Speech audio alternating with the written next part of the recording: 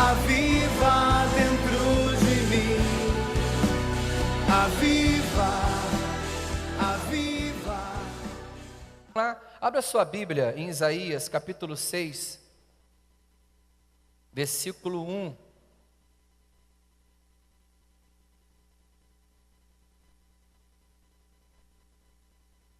Isaías capítulo 6, versículo 1.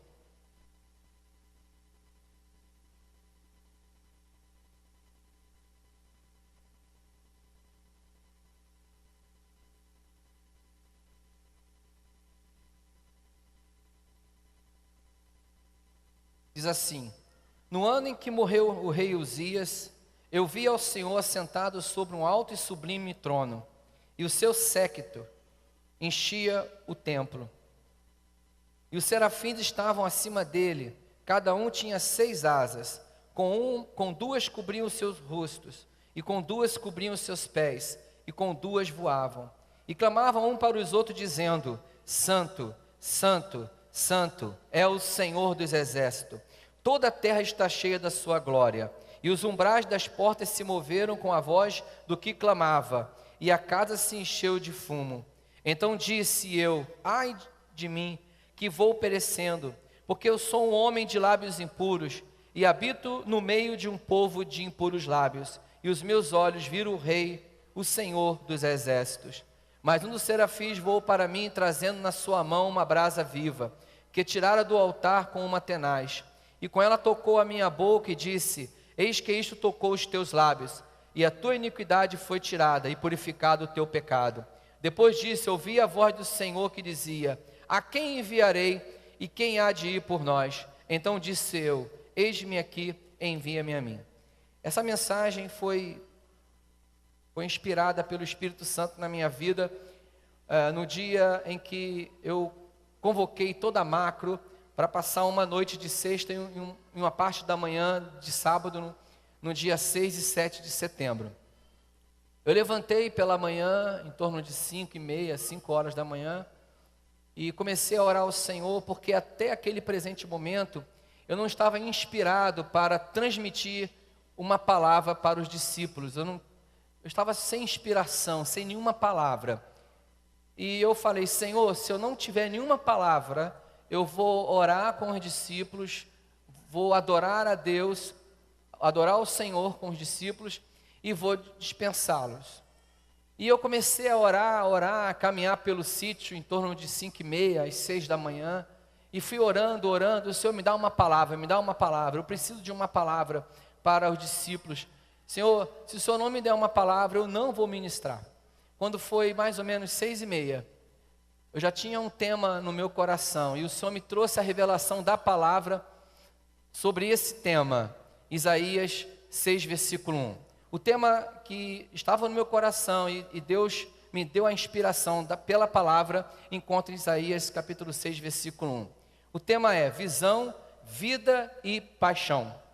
Por favor, por gentileza, falem comigo o tema. Ok? E essa palavra de Isaías se encaixou exatamente no tema. Isaías 6, versículo 1. No ano em que morreu o rei Uzias, eu vi ao... No ano em que morreu o rei Uzias, eu vi ao... Visão. Ele teve uma visão. Toda pessoa que tem uma experiência com Deus e deseja ter uma experiência com Deus, precisa ter uma visão. Porque uma pessoa que não tem visão, ela tem visagem. Uma pessoa que não tem visão, não tem direção. Uma pessoa que não tem visão, ela tem angústia, ela tem tribulações. Uma pessoa sem visão não anda sozinho. Ela anda acompanhada, ela anda com uma bengala. Ela não consegue ser autônoma, ela não consegue ser independente. Uma pessoa sem visão é uma pessoa extremamente perdida e dependente de alguém ou de alguma coisa para ser conduzido. E o homem de Deus e a mulher de Deus que deseja ter uma vida sobrenatural, a primeira coisa que essa pessoa precisa vivenciar diante de Deus uma experiência, uma revelação, uma visão. E a Bíblia diz que Isaías teve uma visão, e essa visão foi da forma e do jeito e do encaixe, de uma forma peculiar, de uma forma direta, sobre o entendimento de Isaías. Deus, quando dá uma visão, Deus, quando dá uma revelação para alguém, essa revelação não é da forma que foi dado ao outro. Quando Deus tem uma chamada, quando Deus tem algo para falar, Ele vai falar de acordo com o seu entendimento, de acordo com a sua visão, de acordo com a forma em que você é. E o que acontece é que muitas pessoas desejam ter visão de Deus, mas não uma visão da forma que deveria ser para a sua vida. Mas essa visão que você de repente deseja ter, é a mesma visão que o outro teve. E Deus não vai te dar uma visão conforme deu ao outro. Exemplo, se Deus quer dar uma visão, se Deus quer mostrar algo para alguém, e Deus quer revelar para um jovem de 20 anos, levante a mão, um jovem de 20 anos, temos aqui jovem de 20 anos, se Deus quer falar, se Deus quer dar uma visão para um jovem de 20 anos, e essa visão for um carro, não vai ser da mesma forma que vai dar para uma pessoa casada com 3 filhos de 45 anos, 40 anos ou 45 anos. Quem tem 40 anos e é casado e tem filhos? Tem alguns aqui, né? Então, como é que Deus vai revelar? Para esse jovem de 20 anos solteiro, Deus vai dar uma visão de um carro para 2 pessoas. Um carro que abre assim, o capô, né? Qual o nome de um carro bem... Um carro de jovem? Hã? Um poste, não seria isso? Não é um poste não, né? Um carro, Deus fala para esse jovem de 20 anos, Deus mostra para esse jovem um carro de acordo com o entendimento e a forma que ele precisa entender.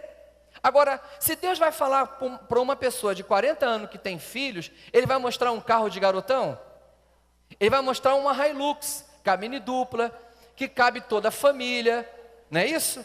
Então Deus, quando revela ao homem, Ele revela de uma forma peculiar, do jeito que ele vai entender. Ele vai mostrar para você do teu jeitinho. Um exemplo, se você for lá do Nordeste, Deus vai falar assim para você: oxente, bichinho, eu quero falar com você, eita pega. Ele vai falar desse jeito. Se você é do Sul, Deus vai falar assim para você: ô tchê, tome esse chimarrão, porque através desse chimarrão você vai ter uma vida diferente. Se Deus vai falar para um paulista, Ele vai falar assim: abre a porta, meu filho. Ô meu, abre a porta. E se Deus vai falar para um carioca, Ele fala: qual é, cara? Qual é, rapaz? Quero falar contigo, cara, fica esperto. Então Deus, Ele tem uma forma peculiar, um jeito de falar, de revelar a você da forma que você é. Se você for uma pessoa que não tem muita cultura, Ele vai falar assim: a gente somos com você, né? Mas se você tem uma mente mais assim, mais intelectual, mais estudado, Ele vai falar assim: filho meu, essa forma eminente de ser, você vai ver de uma outra forma, porque eu vou te levar para um campo transcendental. Então Deus, Ele fala diversas formas, de diversas maneiras, de acordo com você, com a sua idade, com a sua realidade financeira, com a sua cultura, com o seu jeito. Deus, Ele é tremendo. E você muitas das vezes não consegue ouvir a voz de Deus, porque você quer ouvir da forma que o outro ouve, da forma que o outro entende. E Deus não age desse jeito. Deus, Ele fala, Ele revela da forma que você é, do jeito que você é, do jeito que você vai entender. Deus tem uma visão especial, exclusiva para você. E se você crê nisso, aplaude ao Senhor e dê brado a Ele de vitória. Glória a Deus. Deus tem uma visão para ti.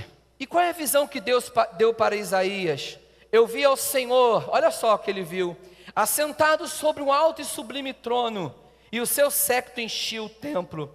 Os serafins estavam acima dele, cada um tinha 6 asas, com 2 cobriam os seus rostos, e com 2 cobriam os seus pés, e com 2 voavam. E clamavam um para com o outro, dizendo: Santo, Santo, Santo é o Senhor dos exércitos, e toda a terra está cheia da sua glória. E os umbrais da porta se moveram. Eu acho, olha só. E os umbrais da porta se moveram com a voz do que? Clamava. Vamos lá? E os umbrais da porta se moveram com a voz do que?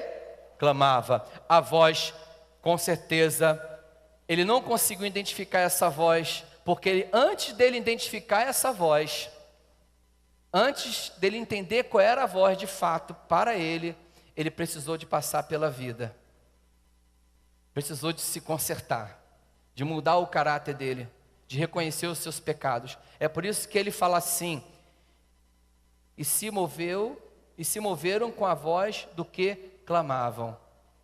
Até então ele só ouviu a voz, e a voz talvez era mais ou menos assim: a quem enviarei? E quem há de ir por nós? Mais ou menos assim: a quem enviarei? E quem há de ir por nós? E os umbrais da porta se moveram. Até então ele não sabia da onde ouvia ou da onde vinha aquela voz. Versículo 5. Antes de ler esse versículo 5, eu quero falar sobre a visão, uma visão chamada visão horizontal. Aqui em 2 Reis, capítulo 6, nós temos duas visões.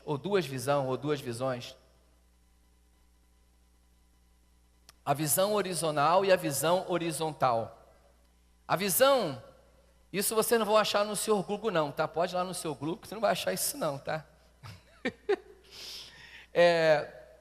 A visão do horizonte é uma visão que vai até onde os seus olhos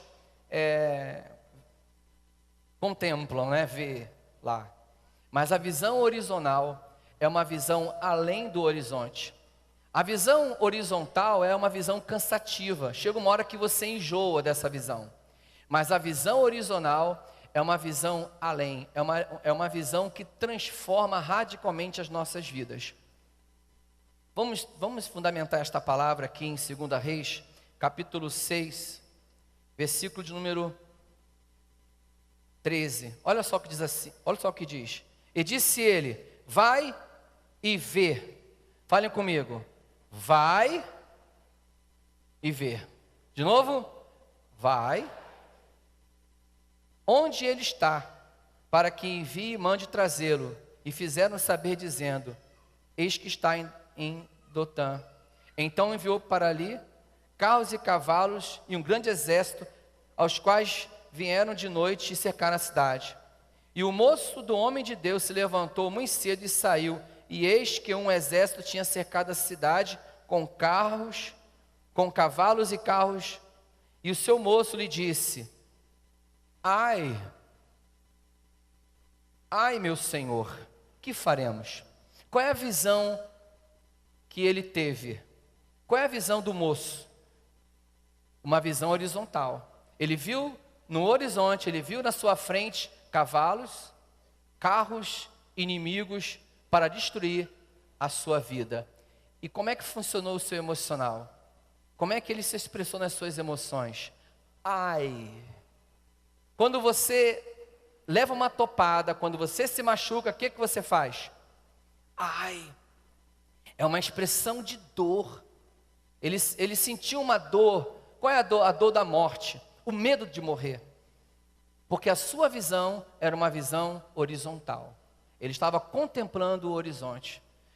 Mas graças a Deus, entretanto, porquanto havia um homem do seu lado que tinha uma visão horizontal. Uma visão além das circunstâncias. Uma visão que ultrapassa o horizonte. Uma visão que transforma e que muda radicalmente a vida de qualquer pessoa que deseja viver uma experiência com Deus. Então, o que diz aqui? No versículo 15, e o moço do homem de Deus se levantou muito cedo. Então, assim, versículo 16, e ele disse, quem disse? O profeta, né? Eliseu. Ele disse, não, não, não, não, não, não, não, não. Espera aí, está fraco isso. Porque quando você completa, quando você contempla o horizonte e você vê a coisa difícil, todo sentimento que você tem, aquele sentimento de, eu estou lá, o glória, o Espírito é comigo, aleluia! Quando vem a grande crise, a dificuldade, e quando você olha para o horizonte e contempla a dificuldade, você tem, nesse momento, duas escolhas. Ou você sai do horizonte, entra no campo do sobrenatural e tem uma visão horizontal, ou você vai se borrar de medo. Então, e disse, não? E disse? E disse? E disse? E disse? E disse? E disse? Não temas, não temas, porque, olha só a visão horizontal, porque mais são os que estão conosco do que os que estão com eles.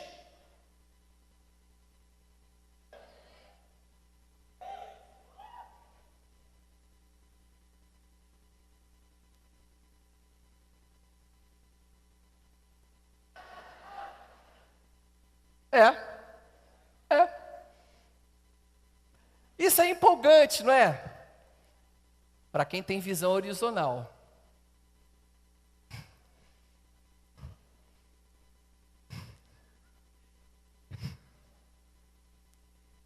Não temas, porque mais são os que estão conosco do que os que estão com. Maior é o que está em? Do que o que está? E orou Eliseu e disse, Senhor, peço que lhe abra os olhos, mostre a ele, dê uma visão a ele. E viu. Quando eu falar, Senhor, abre os seus olhos, Senhor, abre os olhos, e fale assim, e viu, ok? Senhor, abre os seus olhos.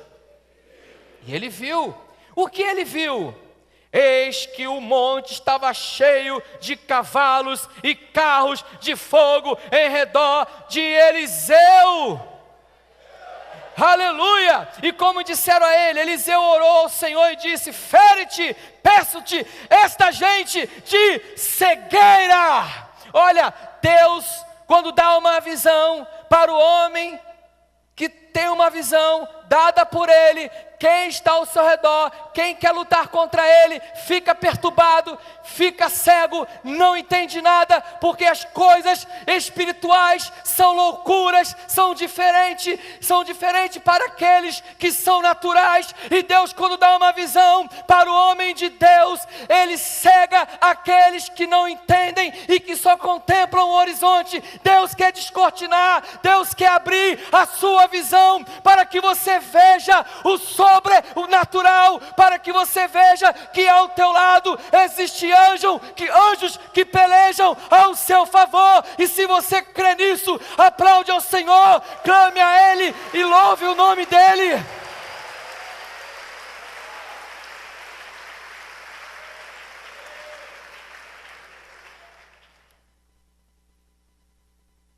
Depois da visão, algo aconteceu com Isaías. E disse eu, Isaías, ai de mim. Toda vez que Deus se mostra, toda vez que Deus toca no homem, é impossível não mexer nas suas emoções. Ele sente uma dor na sua alma, porque a palavra ela vai penetrando na alma, na divisão da alma e do espírito. E ele fala assim: ai de mim, que vou perecendo, porque eu sou um homem de lábios impuros, e habito no meio de um povo de impuros lábios, e os meus olhos viram o Rei, e o Senhor dos exércitos.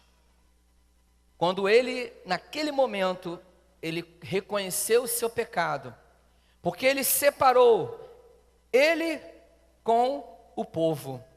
Ele poderia falar assim: ai Senhor, este povo é um povo de lábios impuros. Ele não fez isso. Se ele falasse assim: este povo é um povo de lábios impuros, o que ele estaria dizendo? Eu sou um homem de lábios impuros por causa desse povo. Ele estaria justificando o seu pecado. Mas ele falou bem claro: olha só, eu sou. Ele assume a responsabilidade. Eu sou um homem de lábios impuros. Então ele assume a responsabilidade. Aí depois ele fala do povo: e habito no meio de um povo de impuros lábios. Então ele assume a responsabilidade. Ele assume a sua responsabilidade, que precisa de mudanças, de transformações. E o evangelho é de transformações. O evangelho, ele entra no homem para transformar o homem em um homem diferente, um homem de caráter, um homem de postura. Então Deus mostra para esse homem uma visão, e essa visão mexe com a vida dele, mostra o seu pecado, e ele fala: Senhor, os meus lábios são lábios impuros. O que se entende de lábios impuros? O que se compreende de lábios impuros? Lábios impuros, sujeira, serve para quê? O que serve sujeira? Para sujar. E o que se faz com a sujeira? Joga fora. Como nós podemos compreender os lábios de Isaías? Os lábios impuros, ou o lábio impuro, é um lábio, ou são lábios que emanam um bom cheiro, hein? São lábios que trazem alegria no ambiente, que convoca a glória de Deus. Como é que funcionam lábios impuros? Geralmente os lábios impuros, podemos entender que são lábios de ingratidão. Isso me faz lembrar, uma pessoa de lábios impuros sempre tem um azedo, sempre tem uma murrinha, nada é muito bom. Eu me lembro que há muitos e muitos e muitos anos atrás, eu participava de um ministério, e nesse ministério todos nós deveríamos participar dessa reunião de terno e gravata. Então eu ia com uma gravata dessa largura assim, né? Aquela língua de boi, terno. E eu era muito jovem, eu tinha 16 anos. Então, nessa reunião de ministério, eu entrava mudo e saía calado, porque auxiliar de trabalho não tinha direito de falar nada, só ouvir. Para mim era uma coisa muito engraçada, porque quando chamavam os presbíteros para falar das suas congregações, tinha um que era muito hilário, tinha um que era muito engraçado. Vamos ouvir o irmão para falar da sua congregação.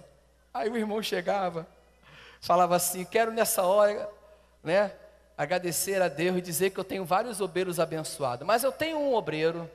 Aí batia a mão assim, ó: canta que nem sabiá. Esse obreiro, olha, quando ele ora, vou te dizer, hein, os céus se movem. Olha, esse irmão é uma bênção. é fiel.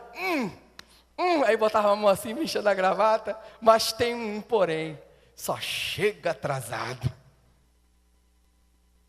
Ele sempre falava das qualidades e colocava uma sujeirinha, algo errado, algo ruim da pessoa. Ou seja, andar com essa pessoa era contemplar não o belo, mas o feio.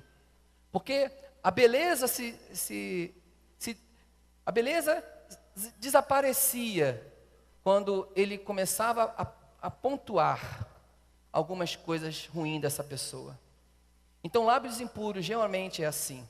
Geralmente tem algo azedo, algo ruim. Eu falo de murrinha, de coisas que às vezes está tudo tão bom, mas sempre tem alguma coisa, sabe, desagradável. Eu chamo isso de lábios impuros. A pessoa não consegue contemplar a beleza da forma que poderia ser. Então, talvez Isaías ele estava tão envolvido pelo sistema da época, de uma convivência de um povo de lábios impuros, de lábios obscenos, de palavras obscenas, de coisas ruins, de desgraça, de miséria, de tanta maldade. E ele entendeu nessa visão que ele precisava de uma mudança radical da sua vida. Você que deseja ser um líder, precisa passar pela vida, não somente pela visão. Há muitas pessoas que têm a visão, mas não têm um quebrantamento e não têm um arrependimento. Mas eu falo para você nessa noite, quando você vivenciar de fato essa visão, e entender que essa visão é da forma que você vai entender, você vai experimentar essa nova vida, e tudo aquilo que te aprisiona, todos os pecados que te acorrentam, vão sendo quebrados pelo poder do nome do Senhor Jesus. Vamos lá? Quando Isaías, ele se quebrantou, se arrependeu do seu pecado, algo aconteceu na vida dele. Primeiro ele teve uma visão. Visão é entendimento, é compreensão. Depois da visão, ele menciona o pecado que havia nos seus lábios. E o que acontece?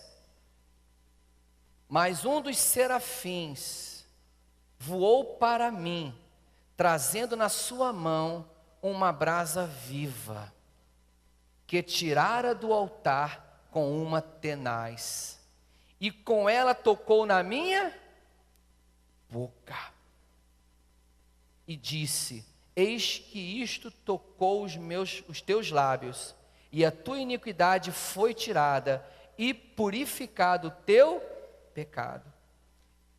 A iniquidade é diferente do pecado. A iniquidade é aquilo que está dentro de você, convive com você. Você não se arrepende pelas mentirinhas que você fala. Você convive com as suas mágoas, com os seus ressentimentos. Você acha que está tudo bem. Você vai passando por cima de tantas coisas ruins que você vai amargando na vida. E você não consegue se libertar dessas coisas. Você convive com isso. Você passa uma vida de momentos esses que vão levando a sua vida debaixo de iniquidades. Eu não vou pregar sobre iniquidades, porque não dá tempo. Mas eu quero dizer que Deus, quando tocou nos seus lábios, Ele não somente perdoou os seus pecados, mas tirou toda iniquidade, tudo aquilo que estava aprisionando a alma dele, e purificou o teu pecado. Depois disto, olha só, depois disso, ouvi a voz do Senhor. Vamos lá? Depois disso, que houve? Que dizia, agora ele diz, ouvi a voz do Senhor. Porque até o presente momento, talvez ele não conseguia ouvir de fato o que estava sendo falado. Mas quando ele viveu essa experiência, quando ele viveu pelo quebrantamento, quando ele passou pelo quebrantamento, quando ele experimentou esse quebrantamento, esse arrependimento, ele conseguiu eles ouviu a voz do Senhor que dizia: a quem enviarei? E quem há de ir por nós? E ele talvez, a quem enviarei? E quem há de ir por nós? Naquele momento ele experimentou algo sobrenatural na vida dele. Isso me lembra quando eu tinha 12 anos de idade. E 11 anos eu fui para uma igreja pentecostal, aquela igreja que tem 3 pandeiros, aquele fogo. E eu estava naquela reunião chorando, e eu falava assim: Deus, essa língua esquisita que esse povo fala, eu quero falar. E no outro ano eu fui para o monte, já tinha 12 anos, e me reuni com alguns irmãos, e eles começaram a clamar a Deus. E naquela época, não sei, os antigos talvez vão se lembrar disso, naquela época tinha uma técnica para receber o batismo com o Espírito Santo. A técnica era mais ou menos assim, para você falar em mistério. Você tinha que fazer gló, gló, gló, gló, gló, gló, gló, né? Não é isso? Você tinha que fazer assim, gló, gló, gló, gló, gló, gló, gló. Tinha que começar com glória, né? Você tinha que fazer assim, glória, glória, glória, glória, glória, glória, glória, glória, gló, gló, gló, gló, gló, gló, gló. E depois do gló, gló, gló, chegava o mistério. E me ensinaram desse jeito. Ah, é? Tá bom, eu tô lá. Glória, glória, glória, glória. E nada do gló, gló chegar, eu falei. Aí eu pensei assim, adolescente viaja, né? Eu falei, gente, eu tenho que ficar imitando uma galinha para receber esse negócio. Ah, eu não quero esse negócio de galinha não, pensando, né? Mas já que os irmãos insistem tanto, tá eu lá, gló, gló, gló, gló, gló, gló, gló, gló, gló, gló, gló, gló, gló, e gló, gló, e nada do batismo acontecer. Algo me indignou naquele momento, algo aconteceu comigo. Falei, não pode acontecer isso não. Eu vou falar esse negócio esquisito, eu vou falar, porque eu sinto um calor muito grande dentro de mim. Sabe o que eu fiz? Me retirei do grupo. Querido, Deus tem uma visão peculiar. Saia do grupo, se isole de vez em quando. Não fique na aba não, porque quem tem visão fica na aba. Quem não tem visão é cego, e quem é cego fica na aba. Tem bengala, quem é cego precisa de bengala, mas quem tem visão não. Quem tem visão é independente, ele corre, ele anda. Quando eu falo de dependência, não é que você não vai ser submisso não, não confunda, tá gente, pelo amor de Deus. Não confunda as coisas. Mas há momentos que você precisa se retirar. Porque quando Deus falou com Isaías, falou somente com Jesus, em alguns momentos, ele se retirava para orar a sós com Deus. E eu me retirei do grupo e falei, Senhor, eu quero falar esse negócio, mas eu não quero imitar a galinha. Eu quero falar esse negócio porque é muito bom, eu acho que é bom. Naquela hora eu tive uma visão de um garoto de 12 anos, ele vai me mostrar como menino naquela época. Eu vi como uma tocha de fogo entrasse dentro de mim, caísse do céu para mim, e eu comecei televiansui, televanás, televiansui, televanás, televiansui, televanás, televiansui, televanás.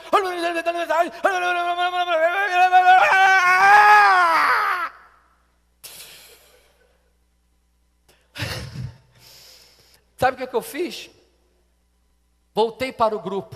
Televiansui, televanás, televiansui, pum, pum, começaram a falar em mistério. Pum, receba! Pum, receba! Pum, receba! Todos foram batizados com o Espírito Santo.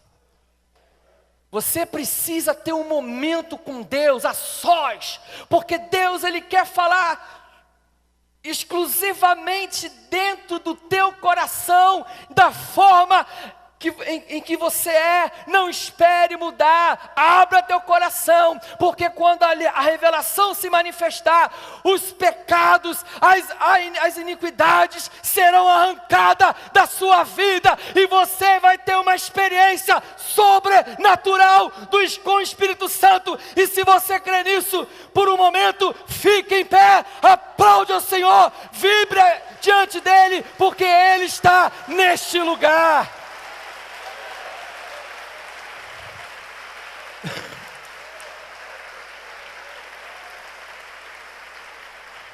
Pode sentar. Quando ele se arrependeu dos seus pecados, ele disse, Deus fala, a quem enviarei? E quem há de ir por nós?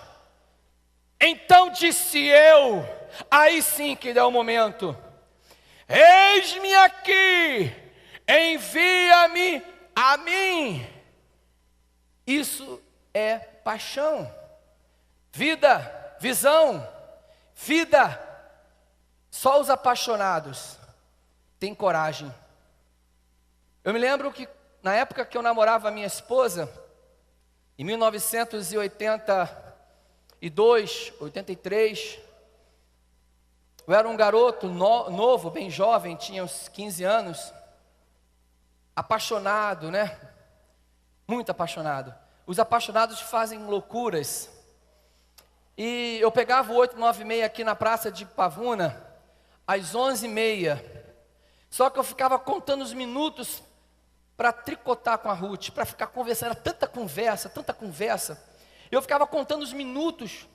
Quando era 11h20, eu saía correndo de São João de Meriti, São Mateus, correndo que nem louco para chegar aqui 11h30 da noite. E muitas das vezes, as lágrimas desciam, porque eu estava suado, correndo e o ônibus indo embora. Aí eu, ai Jesus, o último ônibus. Agora pergunto para vocês, pessoa apaixonada, tem tempo ruim para ela? Tem murmuração? Não tem. Apaixonado não murmura. Apaixonado sempre arruma alguma coisa, sempre dá um jeitinho. Sabe o que eu fazia? Pegava o 9h42, soltava em Irajá, andava a pé, em torno de 00:30, e chegava em Inhaúma, às 2 às 3 da manhã, andava a pé, de Irajá até Inhaúma, perto da Plusvita. Fiz isso muitas vezes, eu nunca reclamei, porque apaixonado não murmura. Apaixonado vai para a África, para a China, para o Japão, vai para qualquer lugar, não murmura. Pode falar do apaixonado, pode pisar no apaixonado, ele é apaixonado, é louco, ele não mede esforços. O apaixonado, ele tem sangue, tem garra, tem fibra, e ele vai. Eis-me aqui, são para os apaixonados, não são para os normais. O eis-me aqui são para os testemunhas. Atos capítulo 1, versículo 8. Diz lá: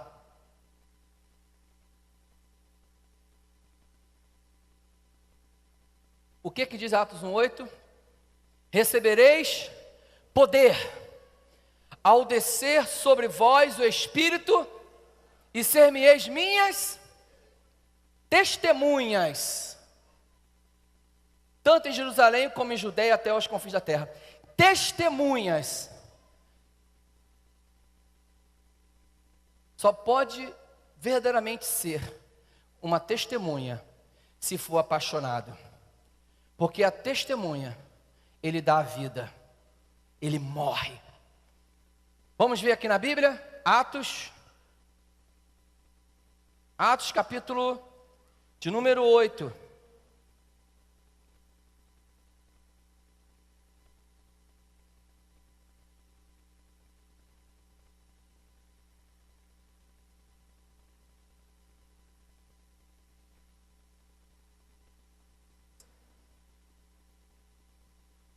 Perdão, Atos capítulo 7, versículo de número 54. Olha só, apaixonado. Atos 7, versículo 54.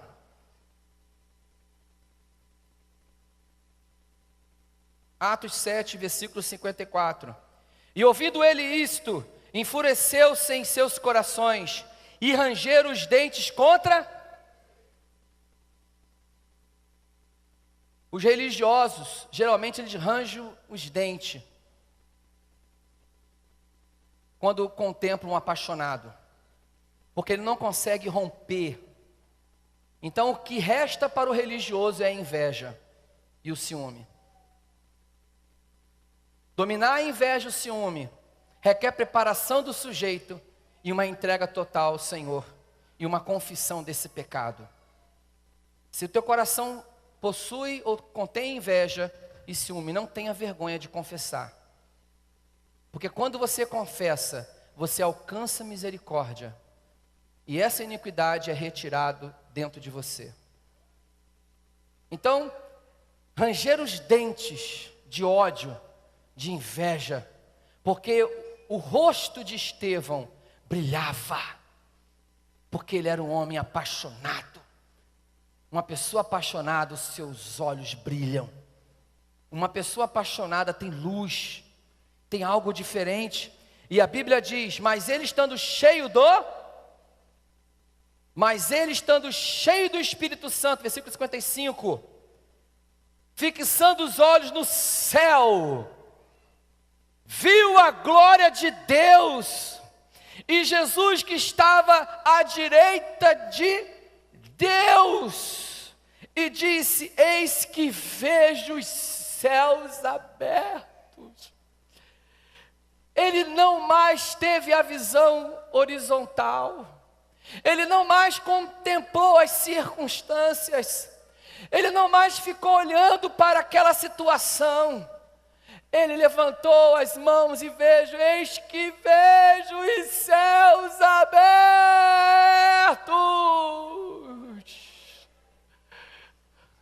Ele não estava preocupado na morte, ele se entregou para a morte, a própria morte.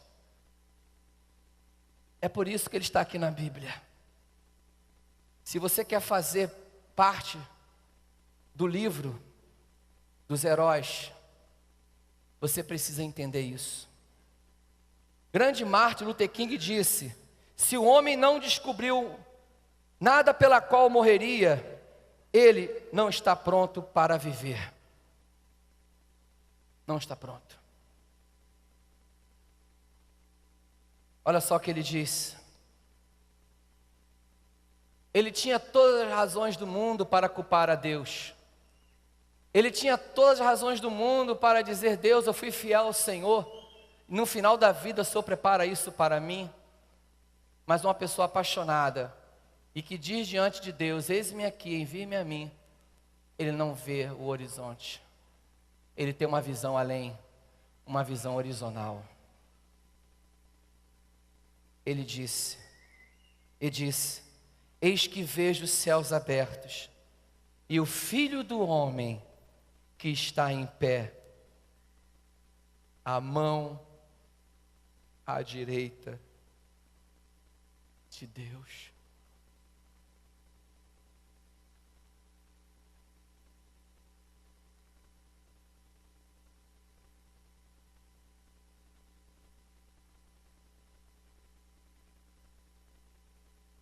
Nessa hora eu posso imaginar os anjos ali de braços abertos, imaginar o Filho de Deus ali,